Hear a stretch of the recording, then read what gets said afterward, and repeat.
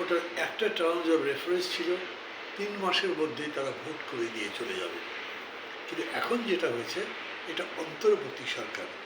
এই ধরনের সরকার কতদিন থাকবে, এই ধরনের সরকারের টার্মস অফ রেফারেন্স কী কী কাজ করবে, সেগুলো আইনের মধ্যে কোথাও নেই। ডক্টর ইউনূস তাই বলেছেন, কাজটা করতে হবে নতুন বাংলাদেশ গড়ে তোলবার ভিতটা স্থাপন করতে হবে। এবং ভিতের কথা যদি বলি তাহলে অনেক প্রশ্ন আসবে। আপনারা দেখেছেন, আজকের পত্রিকায় যারা যারা পড়েছেন তারা দেখেছেন বাংলাদেশ অর্থনৈতিকভাবে অনেকগুলো প্রশ্নের সম্মুখীন হয়েছে। যেমন জ্বালানি তেলের মূল্য এটা পরিশোধ করবার জন্য বকেয়া পড়েছে $48 কোটি। ভারত আমাদের কাছে বিদ্যুৎ খাতে পাবে 5 কোটি।